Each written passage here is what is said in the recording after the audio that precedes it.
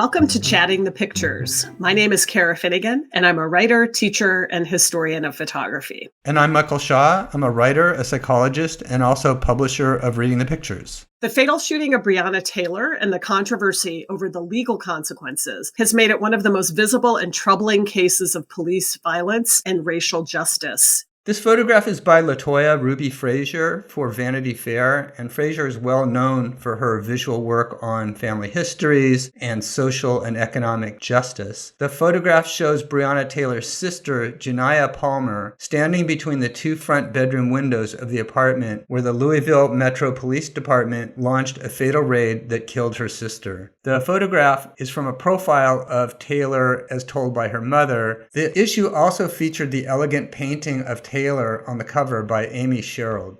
Frazier said in an interview about these portraits that they were what she called a communal collaboration with Taylor's family and friends. She even described at one point that the family was helping her literally make the photographs by holding up reflectors, for example. And she said that her goals for making these photographs were to offer, quote, humane, dignified representations of Breonna and her family members. And I think this portrait is a really great example of the way that Frazier's photographs accomplish that goal. For people who aren't familiar with the case, Breonna Taylor was a 26-year-old Black emergency room technician who was fatally shot in her apartment on March 13, 2020, when three white police officers forced their way into her apartment after midnight with a knock and announce warrant that she and her boyfriend, Kenneth Walker, did not hear. Walker thought they were intruders and fired a warning shot at them. He hit one officer in the leg. The officers then fired 32 shots, 6 that hit Taylor. The only officer who faced any consequences was Brett Hankinson, who blindly fired 10 rounds through the window that we're looking at. He was fired from the police force and received a minor indictment from a grand jury just for endangering the people through the wall on the opposite apartment from Taylor's.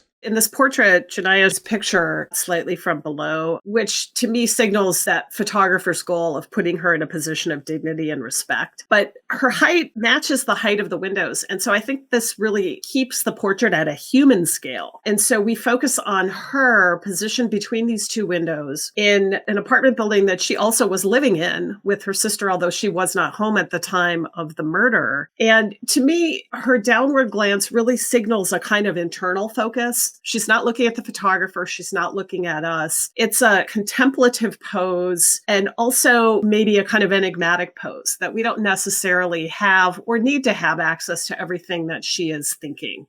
Talking about her body language, it really is twisted and complicated. And part of her is facing the window, is facing the scene of the attack. And then another part of her is deep in thought, lost in some respects. And there's so many other complicating aspects of the photograph. You see the bent sign and what's left of a makeshift memorial. The cry for justice in her case has been loud, powerful, and enduring. And the fact we're seeing this memorial that's almost disappeared at this point speaks to the passage of time and the absence of justice. Frazier also incorporates the forensic aspect of the case, where to the left, extreme lower left of the window, you actually see a bullet hole. Among the other photographs in the article, there's also a more forensic photograph where you see a close-up of the windowsill with some investigative markings around it. So the photograph is really powerful from so many different dimensions. I'm really struck by a couple of details. So you pointed out the bullet hole on the outside of that window frame on the bottom left. I also noticed that there's roundish shaped damage to the blinds on the inside of the window. I assume that that is part of the hail of bullets that went through this window. But the window has what I assume is new glass. If you look down in front of the windows, in front of the makeshift memorial, and look really closely at the ground, you see what looks to be some shrubs or bushes that were cut down at some point, maybe to clear them away so that one could do forensic investigation of the scene. Those sorts of things kind of suggest to me, you can replace the glass and you can change the way things look on the outside, but there's something here that is irreplaceable.